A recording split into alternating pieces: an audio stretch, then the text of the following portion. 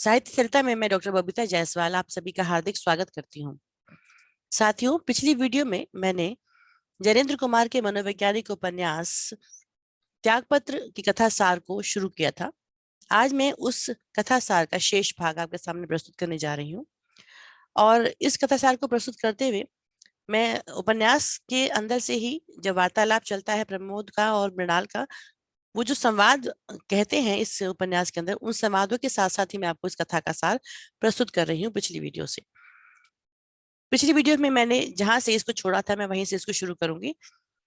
प्रमोद जब मृणाल से पूछता है कि क्या वह उसके विवाह में नहीं आएगी, तो मृणाल सामाजिक नियमों की दुहाई देकर ना आने का निश्चय व्यक्त करती है। जब प्रमोद ये कहता है कि मैं समाज की चिंता नहीं करता, तो सामाजिक नियमों को तोड़ने वाली मृणाल उसको समाज के बंधन ना तोड़ने का व्याख्यान देती है और कहती है कि समाज को तोड़ना ठीक नहीं होगा। और वो इस प्रकार से व्यक्त करती है अपने विचारों को कि तुम परवाह ना करो भाई तो चल सकता है, लेकिन मैं तो ऐसा नहीं कर सकती कि परवाह ना करूं। मैं समाज को तोड़ना फोड़ना नहीं चाहती हूँ। समाज टूटा कि फिर हम किसके भीतर बनेंगे या कि किसके भीतर बिगड़ेंगे। इसलिए मैं इतना ही कर सकती हूँ कि समाज से अलग होकर के उसकी मंगल कामना में खुद ही टूटती रहूं। क्या कभी सोचा था मैंने कि तुम्हारा ब्याह होगा और मैं अपना मन महसूस कर रह जाऊंगी? लेकिन चलो, जो होना था वह होगा ही। वह प्रमोद से यह भी कहती है कि अब तुमको मेरे समीप नहीं आना चाहिए। प्रमोद से सहायता की अपेक्षा करते हुए वह यह भी कहकर उसकी सहायता स्वीकार नहीं करती है कि प्रमोद, सहायता की मैं भूखी नहीं हूं क्या?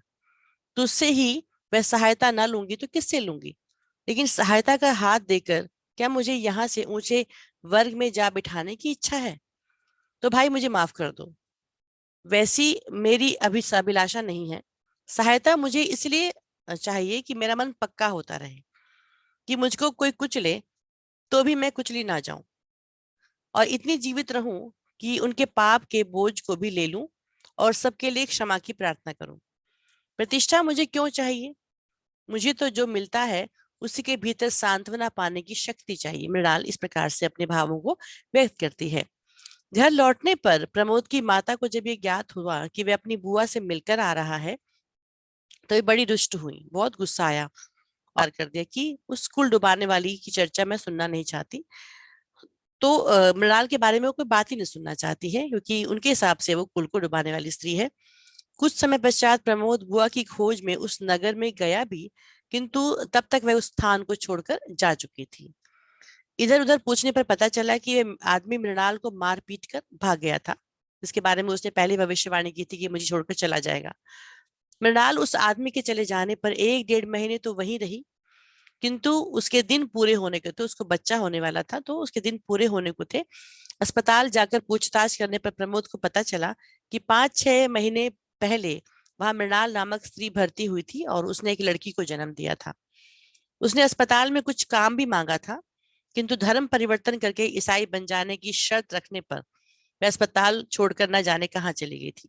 कि अस्पताल वालों ने ये शर्त रखी थी कि आप धर्म परिवर्तन करके ईसाई बन जाओ, तो ये मृणाल को मंजूर नहीं था। यह किसी को पता नहीं था कि वह कहाँ गई है। प्रमोद के विवाह की बात पक्की होने से पहले उसको लड़की देखने के लिए बुलाया गया था। लड़की वालों के यहाँ पहुंचकर प्रमोद ने देखा कि जो गृहपति हैं, घर के स्वामी हैं, कि बच्चों को पढ़ाने वाली महिला उसकी बुआ मृणाल ही है। मृणाल ने उसको देखकर भी ना देखने का भाव जताया, जैसे उसको पहचाना ही ना हो।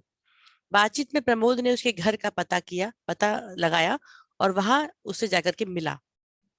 वहां पर उसको मृणाल से जो वार्तालाप हुआ उससे यह पता चला कि जब से वह कोयले की दुकान वाला व्यक्ति उसको छोड़कर गया था, तब से वो इस प्रकार से जीवन यापन कर रही है। उस गृहपति की जो लड़की राजनंदिनी मृणाल की मित्र बन गई थी और उसके विवाह की मृणाल को भी तीव्र लालसा थी, किंतु अब ये विवाह में शामिल होने में स्वयं को असमर्थ पा रही है। उसने प्रमोद से कहा कि अब चूंकि तुम्हारा विवाह इससे होने जा रहा है, तो अब मैं शायद इस विवाह में शामिल ना हो पाऊं। ये कि राजनंदिनी की शादी का तो मुझे पता था, लेकिन यह नहीं जानती थी कि ये तेरी भी शादी है, यहीं पर तेरी शादी हो रही है। तो अगर ये मैं जानती पहले से तो मैं यहाँ ठहरती नहीं। प्रमोद के ये पूछने पर कि ठहरती क्यों नहीं, उसने उत्तर दिया, कहती है मैं अपशकुन जो हूँ भाई, असगुन बनता काम बिगड़ जाता है। अब भी मैं सोच रही हूँ कि क्या चली न जाऊं, पर सुन, एक बात तुझसे कहती हूँ, यहाँ कोई बेवकूफी मत करना। अब आ गया तो आ गया, फिर मेरे यहाँ मत आना। मेरे कुलशील का कुछ पता है ना, कि मैं किस प्रकार से कुलशीला को त्याग करके बैठी हुई हूँ। उसने प्रमोद को समझाया कि वे गृहपति को इस तथ्य के बारे में ना बताए कि तुम मेरे भतीजे हो, कि मृणाल उसकी बुआ है। किंतु प्रमोद ने ये सब बातें पक्की हो जाने पर यह रहस्य उद्घाटन कर ही दिया। जब बात पक्की हो गई तो प्रमोद ने बता ही दिया कि ये मेरी बुआ है। यह सुनकर उसके भावी ससुर ने यह कह दिया, ठीक तो है, इसमें बुराई क्या है? I have you, what more do I want. किंतु घर वालों को ये बात पसंद नहीं आई और संबंध टूट गया। प्रमोद का विवाह टूट गया। इसके पश्चात लंबे समय तक प्रमोद की मृणाल से भेंट नहीं हुई, और अब वे दोबारा मिले तब तक प्रमोद वकील बन चुका था। अब प्रमोद के इस शब्द में, उपन्यास में वर्णित है कि अंतिम बार जब मैं उन्हें मिला तब वकील था, कि जब मैं अंतिम बार अपनी बुआ से मिला तब मैं वकील बन चुका था। उनकी हालत दर्द में थी, मैं बीमार थी और एक कोठरी में पड़ी थी। औषधि और अर्थ की, पैसे की कोई व्यवस्था नहीं थी। आसपास के कुछ लोगों की सहानुभूति उन्हें प्राप्त थी। इस बार प्रमोद को मृणाल ने स्वयं पत्र लिखकर बुलाया था। प्रमोद की माताजी का देहांत होने पर मृणाल ने उसको पत्र में लिखा था, प्रमोद, माता सौभाग्य होती है। अपनी भाभी के विषय में वो कहती है, माता सौभाग्य होती है। मैं तो जन्म की वंचिता ठहरी, पर उन स्वर्गवासी आत्मा की मैं सेवा नहीं कर सकी, इसकी मुझे बड़ी ग्लानि है। मेरे मन में साध थी कि एक बार उनके जीते जी उनसे क्षमा पा जाऊंगी। मैं होने को नहीं था, शायद ये होना नहीं था मेरी किस्मत में कि मैं उनसे क्षमा मांग पाती, या मुझे क्षमा कर पाती, या मैं उनकी सेवा कर पाती।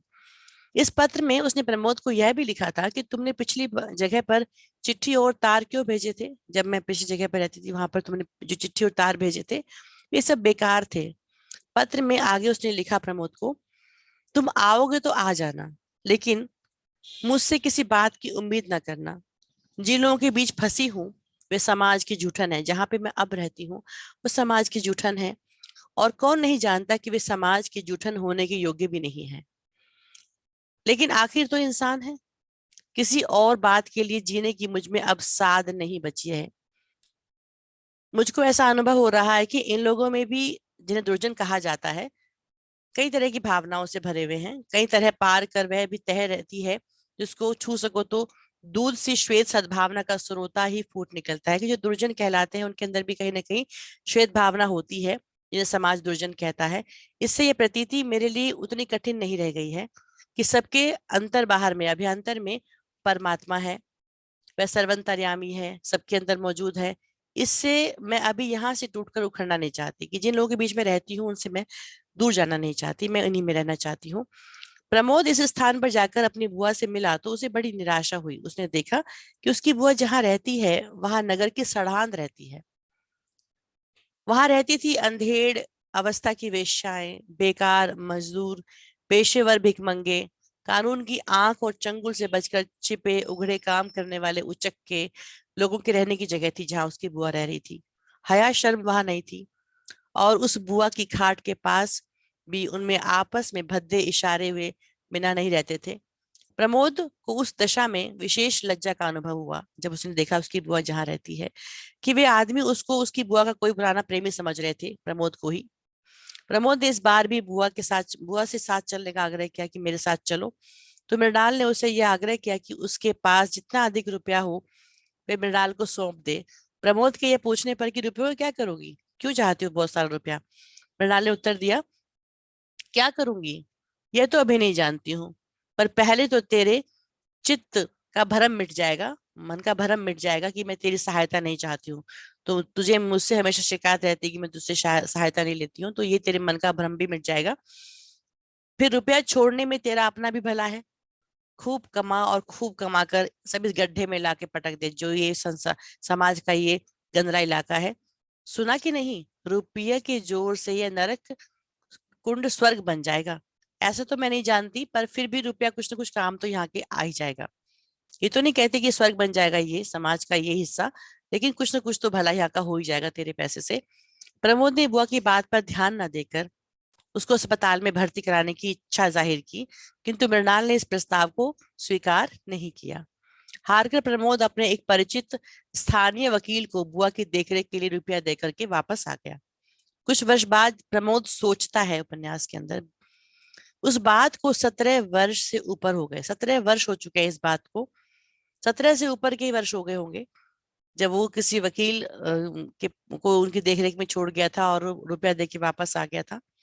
आज महा आश्चर्य और महासंताप का विषय मेरे लिए यह है कि किस अमानुषिकता के साथ ये 17 वर्ष मैं बुआ को देखे बिना काट गया। वह बुआ जिन्होंने बिना कुछ लिए सब कुछ दिया, जिन्होंने कुछ किया तो मुझे प्रेम ही किया, वह बुआ जिन्होंने बिना लिए दिया, जिनकी याद अब मेरे भीतर अंगार सी जलती है, जिनका जीवन कुछ भी हो ऊपर उठती लौ की भांति जलता रहा। धुआं उठा तो उठा पर लौ प्रकाशित रही। उन्हीं बुआ को एक तरफ डालकर मैं किस भांति अपनी प्रताड़ना करता रहा, किस प्रकार से सुख में जीवन जीता रहा। प्रमोद को इस तथ्य से ऐसी आत्मग्लानि हो जाती है कि वह अपनी मर्जी से जज के पद से त्याग पत्र दे देता है, जो इस उपन्यास का नाम है।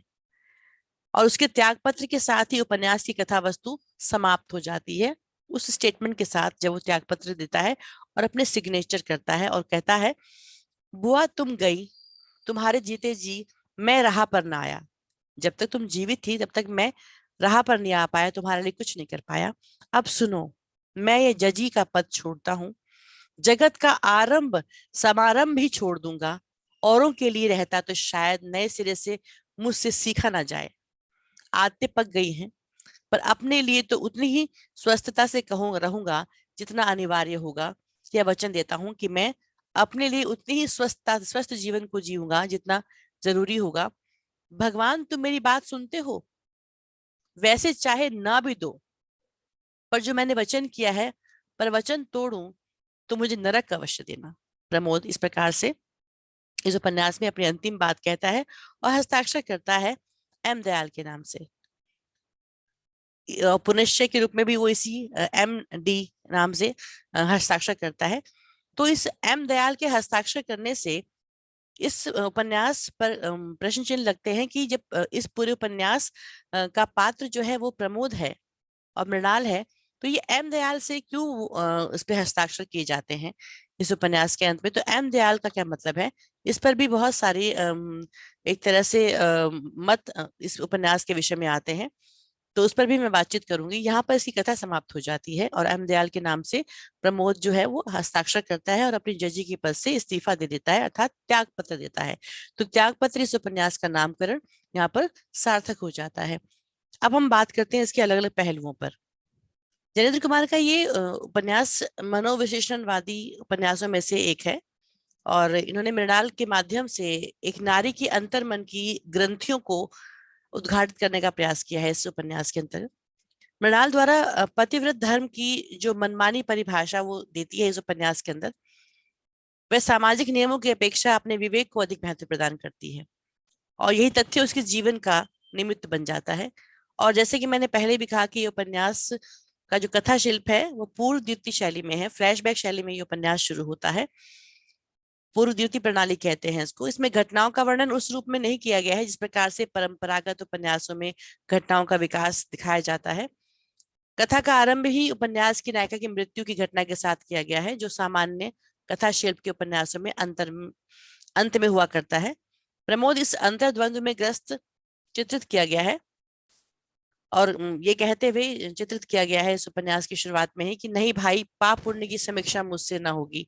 जज हूँ, कानून की तराजू की मर्यादा जानता हूँ, पर उस तराजू की जरूरत को भी जानता हूँ। इसलिए मेरी बुआ पापिष्ठा नहीं थी, यह भी कहने वाला मैं कौन हूँ। पर आज मेरा जी अकेले में उन्हीं के लिए चार आंसू बहाता है। मैंने अपने चारों ओर तरह तरह की प्रतिभा की बाढ़ खड़ी करके खूब मजबूत जमा कर ली है। कोई अपवाद उसको पार करके मुझ तक नहीं आ सकता। पर उन बुआ की याद जैसे मेरे सब कुछ को खट्टा बना देती है। क्या वह याद अब मुझे चैन से जीने देगी? उनके मरने की खबर पाकर अभी बैठा हूँ। इतना तो उनकी मौत के 10 वर्ष पहले से जानता था, फिर भी ये जानना चाहता हूँ कि अंत समय क्या उन्होंने अपने इस भतीजे को याद किया था, याद किया होगा, या अनुमान करके रोंगटे खड़े हो जाते हैं मुझे। प्रमोद के इस तरह के अंतर्लाप से कथा वस्तु की शुरुआत होती है इस उपन्यास की, और इससे हमें पता चल जाता है कि प्रमोद की बुआ की मृत्यु हो चुकी है। वह पापिष्ठा थी अथवा नहीं, यह प्रश्न भी इससे उभरकर पाठकों के सामने नाचने लगता है, क्योंकि इस विषय में स्वयं प्रमोद भी आश्वस्त नहीं है कि वो पापिनी थी या नहीं थी, क्या था उनका चरित्र और किस प्रकार की थी, लेकिन वो उसके लिए बुआ थी। कथा के इस प्रकार के शुरुआत के पश्चात प्रमोद भावनाओं और विचारों में खोकर के अपने बीते हुए जीवन पर दृष्टि डालता है और फिर कथा को शुरू करता है। उसके उस विगत जीवन के साथ ही उपन्यास की नायिका मृणाल का जीवन भी जुड़ा हुआ है। अपनी वंश परंपरा का परिचय देते हुए प्रमोद स्पष्ट रूप से कहता है कि उसकी बुआ उससे 4-5 वर्ष की से बड़ी थी और माता पिता की मृत्यु हो जाने के कारण से वह प्रमोद के माता पिता के ही साथ में पली बढ़ी और पाली पोसी गई थी। फ्लैशबैक शैली के माध्यम से ही प्रमोद ने मृणाल के अप्रतिम सौंदर्य पर भी इन शब्दों में प्रकाश डाला था कि बुआ का तब का रूप सोचता हूं तो दंग रह जाता हूँ। ऐसा रूप कब किसको विधाता देता है। बहुत खूबसूरत थी मृणाल, जब देता है तब कदाचित उसकी कीमत भी वसूल लेने की मनी मन उसकी नियत रहती है। पिताजी तो बुआ की मोहिनी सूरत पर रीझ रीझ जाते थे कि कितनी सुंदर है बच्ची हमारी। इस अवतरण पर उपन्यासकार ने मृणाल की सुंदरता पर अपनी दृष्टि डाली है और हमें बताया कि कितनी खूबसूरत थी, जबकि दूसरी ओर विधाता द्वारा सौंदर्य देकर उसकी कीमत वसूलने की बात कहकर पाठकों के मन में भी यह जिज्ञासा जागृत करता है उपन्यासकार कि मृणाल के जीवन में भी अवश्य ही कुछ अनहोनी घटना घटने वाली है या घटना घटना होनी चाहिए। तभी प्रमोद ने इस प्रकार की भावना को इस उपन्यास के शुरुआत में ही व्यक्त किया था। इसके बाद उपन्यासकार ने पूर्व दीप्ति शैली के माध्यम से ही उन घटनाओं का चित्रण किया है जिनसे प्रमोद और मृणाल की घनिष्ठता, जो आत्मीय संबंध है, उस पर प्रकाश पड़ता है। इसके साथ ही इन घटनाओं का उद्घाटन होता गया है कि किस प्रकार मृणाल भाई शीला के संपर्क में आती है और उससे मिलने जुलने में होने वाली देरी के कारण से घर पर भावत से पिटाई होती है। आगे की घटनाओं पर भी प्रमोद के वार्तालाप से, आत्मलाप से या चिंतन से ही प्रकाश डाला गया है। हमें उन्हीं के माध्यम से पता चलता है कि उसके जीवन में क्या क्या घटा था। उसके बाद उसके पति से विच्छेद होता है, एक पुरुष के साथ भागकर दूसरे नगर में आ रहने की घटनाएं देखने को मिलती हैं। उसको भी छोड़ देने पर ट्यूशन पढ़ाकर गुजारा करने का भी हमें इसमें संकेत मिलता है, सब प्रमोद के द्वारा ही मिलता है। वहां से भी उखड़कर गंदे लोगों की बस्ती में रहने की घटनाएं भी इसी प्रकार विकसित हुई हैं इस उपन्यास में। तो अगर कुल मिला के कहा जाए तो कथा शिल्प की दृष्टि से इस उपन्यास जो है, प्रथम विशेषता यही है कि उस युग में जब मुंशी प्रेमचंद कथा जगत पे छाए हुए थे और उन्हें उपन्यास सम्राट कहकर के संबोधित किया जाता था, जैनेन्द्र ने उनकी लीक से हट करके एक दूसरे प्रकार का कथानक तैयार किया और ये उपन्यास लिखा और कथा योजना में एक नए प्रकार का कथा शिल्प का प्रयोग करके हमारे सामने पेश किया। तो वैसे देखा जाए तो त्यागपत्र की कहानी एकदम काल्पनिक कहानी सी ही लगती है, किंतु उपन्यासकार ने ऐसे कौशल से काम लिया है इसको लिखने में कि ये हमको किसी सच्ची घटना पर आश्रित कहानी प्रतीत होती है। हमें लगता है ऐसा कि शायद ये सच्ची कहानी थी।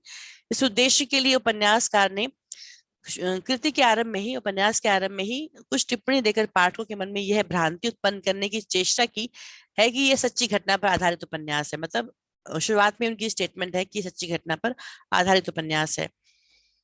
सर एम दयाल, जो इस प्रांत के चीफ थे और जजी त्याग कर इधर कई वर्षों से हरिद्वार में विरक्त जीवन बिता रहे थे, उनके स्वर्गवास का समाचार 2 महीने हुए पत्रों में छपा था। शुरुआत जब करते हैं उपन्यासकार इस उपन्यास की तो यहाँ पर एम दयाल के नाम से करते हैं। उसके पीछे उनके कागजों में उनके हस्ताक्षरों के साथ एक पांडुलिपि पाई गई थी जिसका संक्षिप्त सार इतस्ततः पत्रों में छप चुका था। उसको एक कहानी ही कहिए। मूल लेख अंग्रेजी में है, इसका यहाँ हिंदी अनुवाद दिया जा रहा है। इस उदाहरण से ऐसा हमें लगता है कि सर एम दयाल ने अपनी कोई निजी डायरी अंग्रेजी में लिखी थी, क्योंकि डायरी में व्यक्ति के जीवन की सच्ची घटनाएं ही अंकित हुआ करती हैं। अक्सर लोग डायरी में अपनी सच्ची बातें ही लिखते हैं, इसलिए उसमें भी उनके जीवन का सारा वृतांत, सारा कुछ जो उनके साथ हुआ वही लिखा हुआ रहा होगा।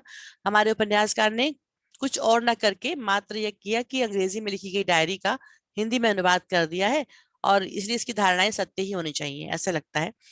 यहाँ मति भ्रम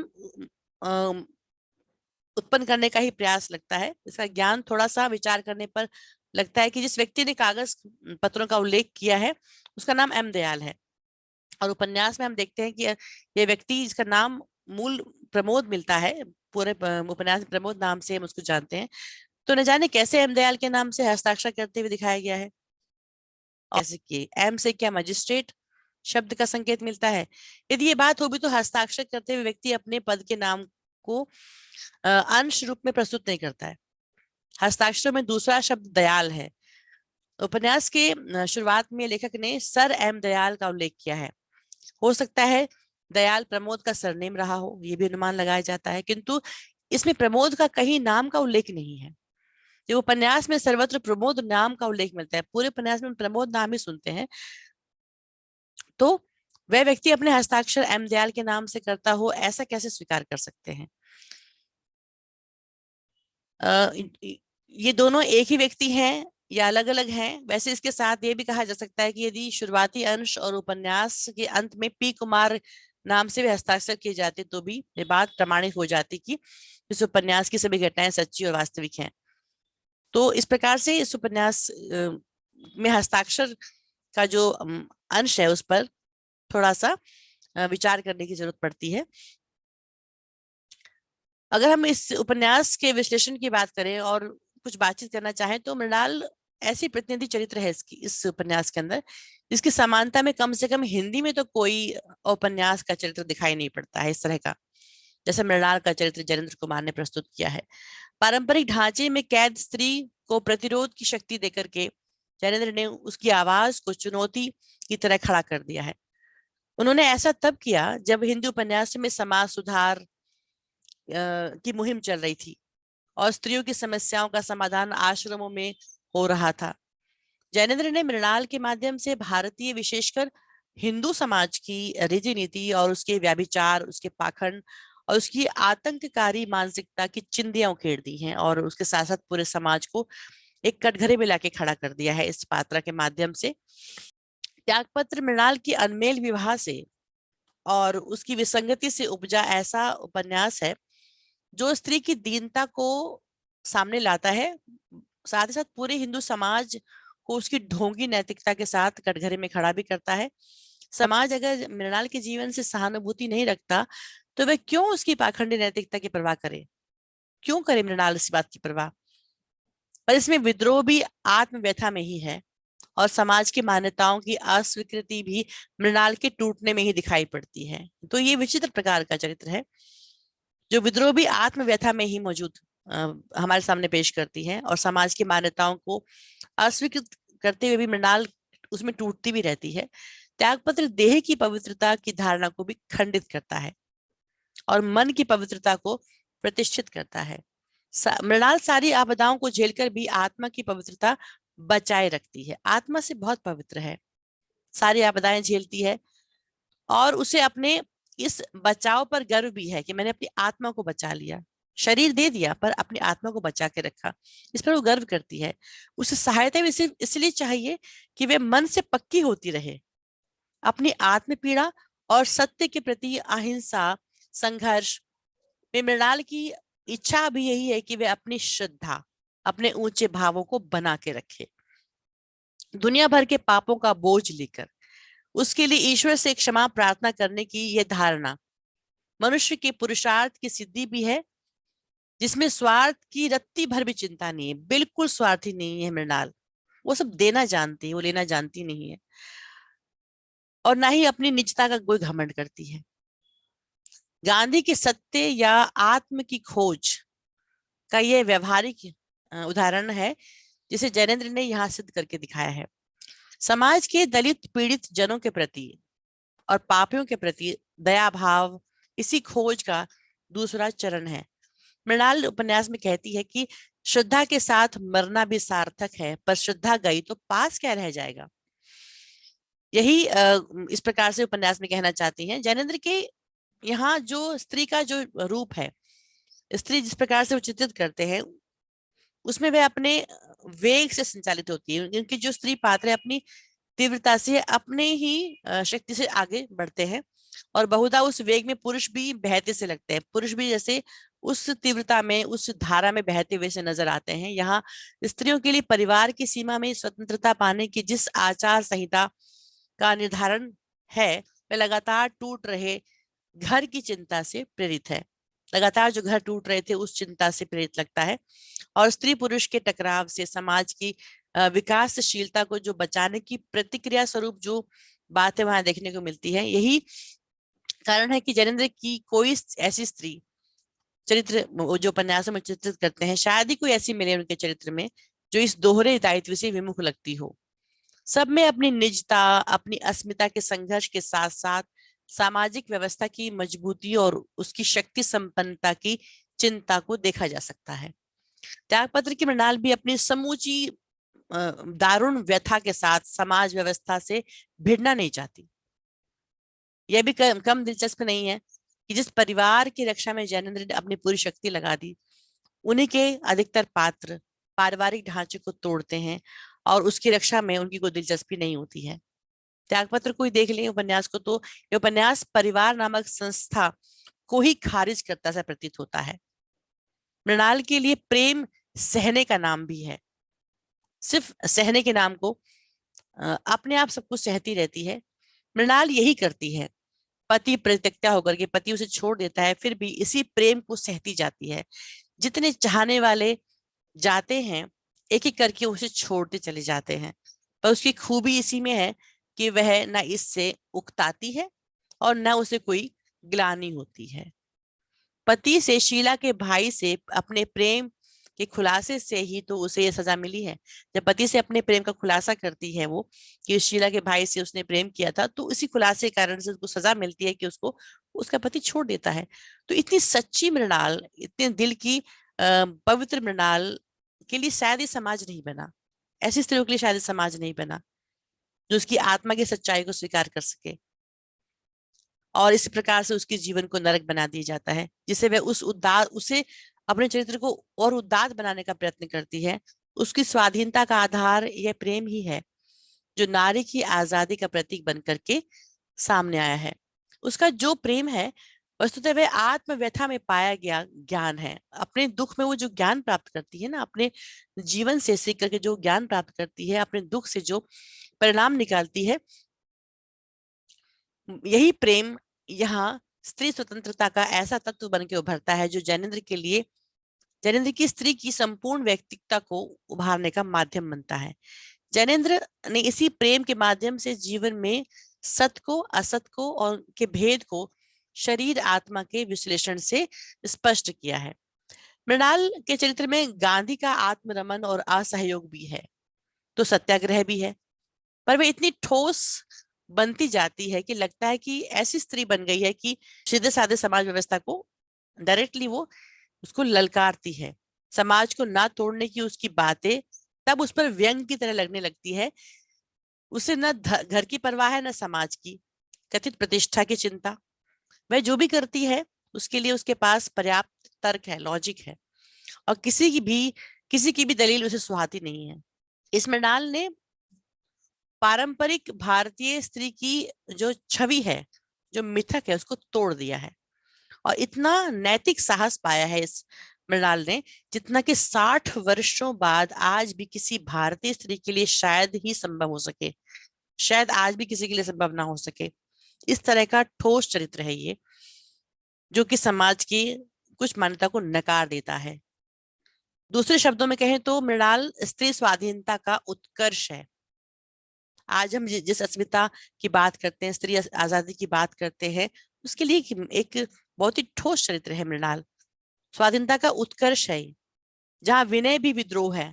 विनय से, ये विद्रोह इस प्रकार से नहीं करती है कि खुल के सामने आती हो, वो विनय से विद्रोह करती है। और यातना भी भीषण संग्राम है उसका, अपनी यात्रा में संग्राम करती है वो। मृणाल के लिए किसी भी रूढ़ नैतिकता पर चलना जैसे स्वीकार ही नहीं है। वो रूढ़ नैतिक जो समाज के बने बनाए नियम है, उन पर वो चलना नहीं चाहती, उनसे विद्रोह करती है। और इसलिए वह अपनी राह स्वयं बनाती है। उसका अपना तरीका है विद्रोह करने का। दुखद जीवन होने के बावजूद उसका जीवन कहीं भी सुख में नहीं था।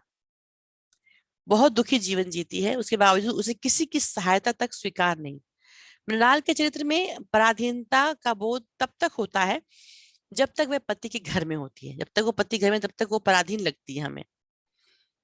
पति ने जब छोड़ दिया, परित्यक्ता होने के बाद उसमें यह बोध स्वतंत्रता की भीषण ज्वाला में बदल जाता है और उसकी हर दीवार भस्म हो जाती है और ये निष्कंटक अपने मार्ग पर बढ़ती जाती है।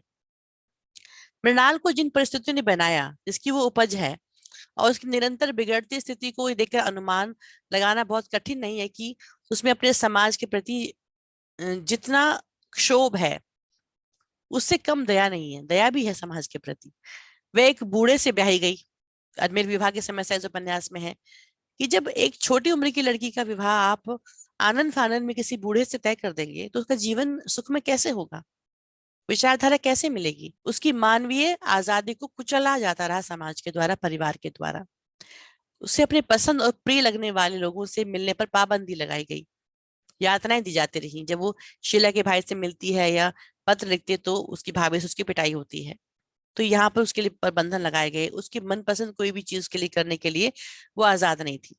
वह सब कुछ सहती गई, किंतु कभी भी अपने अधिकार की बात जुबान पर नहीं लाई।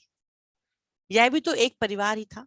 समाज के अंदर ही ऐसे परिवार हैं जहाँ उसके पिता के समान भाई और माँ समान भाभी थी, पर किसने अपना कर्तव्य निभाया? भाई ने, भाभी ने, जो माँ समान कहे गए। पति ने भी उसकी ईमानदारी को बदचलनी समझा। पति से उसने ईमानदारी से कहा कि वो शीला के भाई से प्रेम करती थी। उस प्रेम में क्या कलुषित था जिसका उसका खामियाजा भुगतना पड़ा? तो उसकी ईमानदारी का उसको फल मिला और बदचलन समझा गया, घर से निकाल दिया गया। वह सब सहती रही और जैसे अवसर आते गए उसके अनुरूप अपने आप को ढालती गई। जैसे जैसे उसको मौका मिला वैसे वैसे अपने जीवन को बदलती गई। यहाँ भी उसके माध्यम से जैनेन्द्र ने भारतीय स्त्री की नियति की दयनीयता, कितनी उसकी नियति किस प्रकार दयनीय हो जाती है, वो किस तरह से अपने जीवन को मोड़ देती है, उसकी स्थिति दयनीय हो जाती है, उसकी विडंबनाओं को ही यहाँ पे उसके पूरे उपन्यास में उपस्थित करता है, जहां दूर दूर तक मानवीय स्पर्श कहीं नजर आता ही नहीं है। परतंत्रता और स्वतंत्रता के परस्पर टकराव से बनी मृणाल अपने को इतना गलाती है, इतना गलाती रहती है दुखों में, कि उसकी दयनीयता भी एक उग्रता में बदल जाती है और उससे हमारी जो रुग्ण समाज व्यवस्था है उसको चुनौती मिलती है। कितनी सड़ गल गई है हमारी मान्यताएं।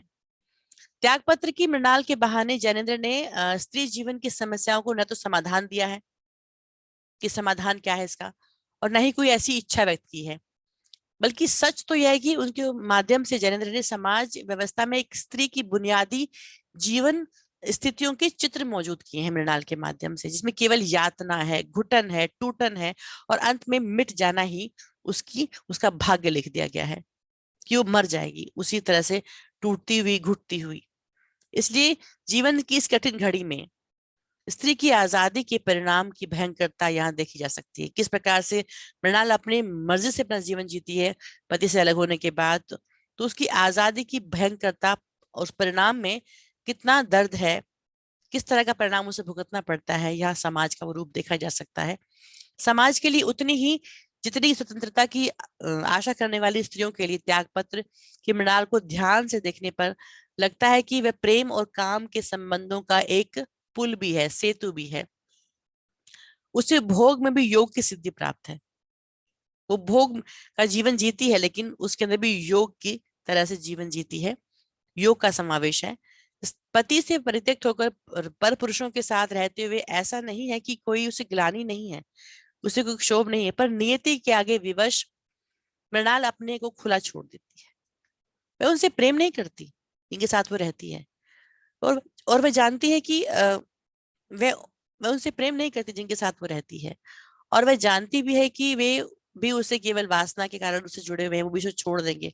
जैसे वो कोयले के वाले के बारे में कहती है कि वो उसे छोड़ के चला जाएगा, और मैं भी कहती हूँ कि अपने परिवार के साथ चले जाओ। फिर भी वे अपनी तरफ से उन्हें भरसक निभाने की कोशिश करती है। ये काम में डूबते हुए भी मन की पवित्रता और उसमें निसंगता का एक ऐसा उदाहरण है कि उनके साथ रहते हुए भी वो अपने आप को, अपनी आत्मा को उनसे अलग रखती है। मूक सामाजिक विद्रोह कि तुमने मेरे साथ में जो किया, एक तरह से मृणाल चुपचाप समाज का विद्रोह करती है। यातना को झेलते हुए विद्रोह करना, समाज के अंदर टूटना, समाज के अंदर ही बिगड़ना। मूक सामाजिक विद्रोह और शांतिपूर्ण असहयोग का प्रतिनिधित्व करती है मृणाल। इससे तनिक भी हम विचलित नहीं होती वो। ये मूक विद्रोह कितना दर्दनाक है, शांतिपूर्ण असहयोग है ये। सारी विपरीत परिस्थितियों के बावजूद वे अडिग रहती है कि गांधी की तरह ही उसका यह सत्याग्रह है, शक्ति की आकांक्षा का सत्याग्रह है, जिसमें आत्मा की मजबूती को जितना महत्व है उतना नश्वर अंगों का नहीं है। आत्मा महत्वपूर्ण है, ये नश्वर शरीर महत्वपूर्ण नहीं है। मृणाल के चरित्र और उसके मन के कार्य व्यवहारों की जो जो आलोचक नहीं समझते वे उसे गलत कहते हैं और गलत ढंग से उसको डिफाइन करते हैं, और ऐसा कहकर वे उसकी स्थिति से अपने आप को अनजान महसूस करते हैं कि इस प्रकार से कोई स्त्री कैसे कर सकती है। तो मृणाल ऐसी ही स्त्री है जो कि एक जटिल स्थिति में लेके जाती है। ऐसी स्थिति है स्त्री की समाज के अंदर जो कोई भी अपनाना शायद इतनी आसानी से नहीं चाहेगा। एक एक जटिल पात्र है। काम और प्रेम का द्वंद्व है उसके उस चरित्र में। ये काम और प्रेम का द्वंद्व उसमें तब से है जब से शीला के डॉक्टर भाई से वो मिली थी और उसका मन उसमें रम गया था। उसका मन नहीं ठहरता, वह उखड़ी उखड़ी बातें करती है, उसमें आकांक्षा है, अतृप्ति का वेग भयानक है जो कि बाद में उसके आत्मदमन, आत्मपीड़न और आत्म त्याग में ही शांत होता है। वो अपने सारी भावनाओं का वो त्याग कर देती है। तो त्यागपत्र की मृणाल की अतृप्ति और मानसिक क्षोभ एक महत्वपूर्ण कारण उसके जीवन का स्वाभाविक विकास ना होना भी है। तो इन सब पहलुओं पे हम बात करेंगे अगली वीडियो में, जिसमें कि इस उपन्यास के मृणाल पर और कुछ और पक्षों पर भी मैं बातचीत करूंगी। तो आपसे मुखातिब होंगी अगली वीडियो में। आशा करती हूँ कि आपको त्यागपत्र उपन्यास का ये संक्षिप्त सा कथा सार पसंद आया होगा, और साथ में ही अपनी छात्राओं के लिए जितनी बातें मैं इस पर कर सकती हूँ, जितनी तरह से मैं इसको समझा सकती हूँ, मेरी पूरी कोशिश रहेगी। धन्यवाद।